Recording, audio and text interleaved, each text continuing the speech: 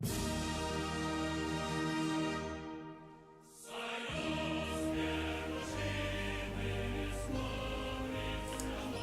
j'ai entre mes mains le dernier né des suppléments de campagne sortis par Warlord Games pour le jeu Bolt Action, qui est dédié à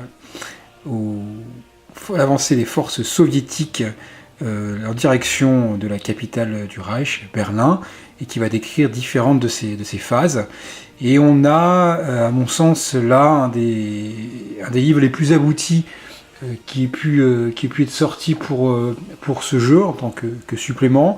On a des nouvelles unités, des scénarios très variés, la présence de forces asymétriques, on a des nouvelles opportunités de jeu, on va le voir avec les quantités de chars qu'on peut jouer, qui peuvent se rapprocher un petit peu de ce qu'il y a parfois dans Tank War. Donc là on a un vrai bijou qu'on va vous présenter assez rapidement, j'espère qu'il vous donnera envie. Alors, on va commencer par le sommaire qui nous donnera tout de suite un aperçu de ce qu'on peut y retrouver. Donc, on a différents théâtres d'opération. On a la partie qui est consacrée à l'opération Bagration. On a toute une partie qui est consacrée justement à l'offensive sur le Wolf Sandomierz.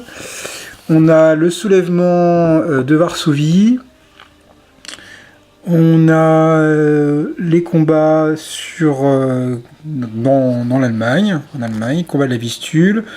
On a une partie sur Berlin et on a le soulèvement de Prague. Donc on va voir dedans, on a des nouvelles listes d'armées. Donc on peut jouer avec des listes d'armées qui sont présentes dans les livres respectifs de livres pour l'Allemagne ou des livres pour l'Union soviétique. Il y a également un autre livre qui existe déjà sur le plan de campagne sur le front de l'Est, où on va pouvoir retrouver certains éléments dans le livre qu'on a ici. Donc on peut aussi jouer des nouvelles listes alternatives qui sont proposées dans ces différents scénarios. Alors on a toujours un peu d'historique, des nouvelles unités avec des héros aussi qui sont mis en avant. On a toute une série de nouvelles règles qui sont proposées. Alors il y en a certaines qui sont déjà assez connues, mais par exemple il y a celle-là qui est assez intéressante. Alors certains scénarios proposent d'emblée des affrontements asymétriques, mais avec cette règle-là qui est détaillée sur 2 pages, enfin il y a plusieurs options. On peut jouer avec un nombre de points équivalent à 1 contre 2 ou même 1 contre 3 lorsqu'on est défenseur. Et effectivement, ça donne énormément de piment au jeu, et ça représente bien un peu le combat désespéré que menaient les Allemands sur la fin de la guerre, avec des unités, pour une grande partie, qui étaient d'assez piètre niveau.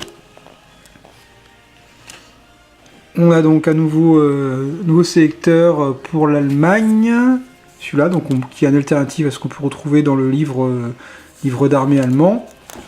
On a aussi des nouveaux sélecteurs qui me permettent de jouer des unités blindées, donc avec de l'infanterie, donc ça peut reprendre un petit peu l'idée dans ce qu'on a dans Tank War, mais on peut vraiment avoir l'image qu'on se représente des hordes soviétiques qui foncent sur les derniers défenseurs allemands avec des grandes quantités de chars. C'est vrai que si en plus on a la possibilité de pouvoir jouer des forces asymétriques, ça permet vraiment de représenter cette masse qui s'avance vers les Allemands. Celle-là est intéressante par exemple parce qu'elle permet de jouer de beaucoup de véhicules qui sont issus du pré-buy américain. Et après on en a des plus classiques qui permettent de jouer des véhicules soviétiques.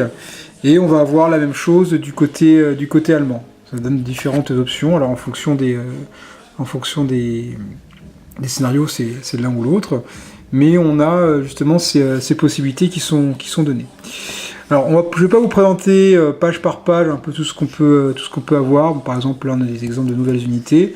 Le livre est assez conséquent. Il doit faire, je vais vous dire combien de pages il fait. Il fait 147 pages. Donc, je ne vais pas tout vous détailler, mais j'essaie de vous donner un petit peu l'idée générale de celui-ci. Beaucoup de nouveaux scénarios. Je crois qu'il y en a peut-être 14. On va regarder ça sur... Il y en a... Ah bah j'étais bon, 14. 14, c'est le scénario de Prague. Alors, on a aussi la possibilité justement de pouvoir jouer les soviétiques, les insurgés, polonais. Donc toujours pareil avec ces tables, ces schémas qui permettent de reconstituer une table de jeu avec un scénario pour représenter le scénario qui est joué. À chaque fois, effectivement, on a toujours le même principe de règles spéciales, de conditions de victoire. Voilà, donc ça c'est pas mal. Certaines sont des variantes un petit peu de ce qu'on peut trouver dans le livre de règles, mais c'est assez rafraîchissant. Je vous pâche un petit peu les différentes pages qu'on peut avoir.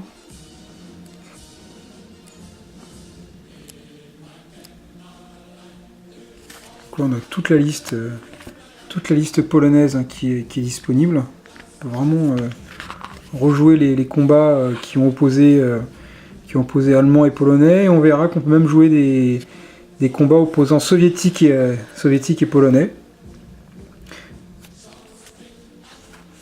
Alors, des combattants polonais.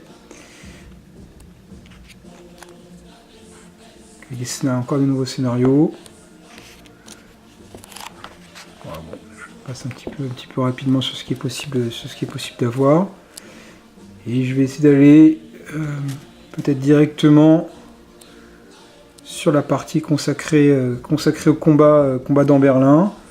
Alors c'est vrai que c'est celle qui m'intéresse le plus dans cette partie-là, peut-être avec la première, l'opération Bagration. C'est titre personnel. On va avoir donc toujours un récapitulatif un petit peu de tous les événements qui ont pu se produire lors de ces combats. Voilà, on voit un petit peu un mélange des troupes qui pouvaient combattre. On avait aussi bien des unités de la Kriegsmarine que des aviateurs de la Luftwaffe qui ont été armés, que des grenadiers soutenus par toute une variété de chars. Et on va avoir là des scénarios plutôt de combat urbain. On a un nouveau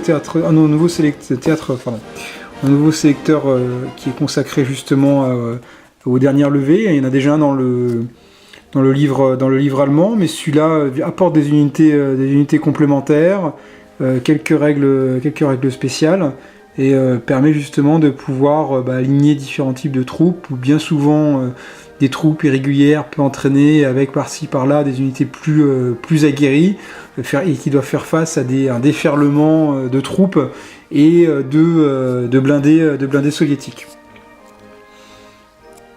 Voilà, les règles pour jouer le fameux prototype Boss. Voilà, la souris. Donc là on a le premier scénario qui est un scénario qui reprend un petit peu un scénario qui existait déjà, qui était consacré à une attaque de bunker sur différentes lignes de bunker en Normandie. Il s'en rapproche énormément. Mais assez sympa, où là on affronte un rapport de 1 contre 3 en termes de points. Pour l'avoir joué sur la partie Normandie, c'est vrai qu'il n'est pas évident lorsqu'on est en infériorité numérique, mais on bénéficie bien évidemment de certains avantages comme des bunkers, des retranchements, des champs de mines. Il y a aussi la pénombre qui peut jouer selon le moment où se passent les assauts. Alors celui-là est particulièrement amusant, c'est un scénario qui est consacré à la chasse aux tanks, qui reprend des unités, le contexte d'unités soviétiques qui sont avancées un peu trop imprudemment dans les ruines de Berlin, avec quelques troupes qui sont montées sur le char, et en parallèle dans les différentes ruines, on a des unités allemandes embusquées dont le but va essayer de les détruire, bien souvent au Panzerfaust. Parfois il peut y avoir des chars, mais ce sera bien souvent au Panzerfaust, parfois au Panzerschreck ou au canon anti-char, mais beaucoup au Panzerfaust, des unités qui évoluent à travers les ruines. Celui-là me plaît particulièrement. Celui-là aussi est intéressant, une capture de ponts. Alors il y a beaucoup de scénarios avec des captures de ponts qui existent, mais celui-là on peut y ajouter des barricades, il y a différents bunkers qui sont présents. Il y a aussi un certain de prise de pont qui change un petit peu. Et à la fin, là on est sur la partie du soulèvement de Prague qui va mettre en scène l'armée de libération russe, hein, qui étaient des unités russes qui étaient passées côté allemand et qui vont combattre du coup les forces soviétiques. Voilà. Donc en résumé, on a un livre assez rafraîchissant dans les options qu'il apporte, puisqu'on va avoir, alors bien évidemment, des nouvelles unités, c'est ça qu'on en retrouve dans la plupart de ces livres, des nouvelles unités, on va avoir bien évidemment tout le contexte historique qui va avec. On a des nouveaux scénarios avec des présences de forces asymétriques. On va avoir la possibilité, ça c'est un peu nouveau dans les scénarios qui sont proposés ou dans les options qui sont proposées, de pouvoir jouer vraiment des compagnies blindées face à de l'infanterie qui essaie de se défendre, retranchées dans des maisons, dans des ruines. Donc ça c'est un style de jeu vraiment très différent. Donc en somme, on a la possibilité de pouvoir jouer vraiment toutes les unités allemandes, aussi bien des compagnies blindées jusqu'à dans les ruines de Berlin, où là on va plutôt avoir quelques chars et surtout beaucoup d'unités de moindre qualité. Et avec les Russes, on va pouvoir rejouer des chevauchées d'unités russes sur le dos de Joseph Staline, de T-34, de Su-122 et ainsi de suite. Donc on a moyen de se faire plaisir et d'avoir un jeu assez dynamique.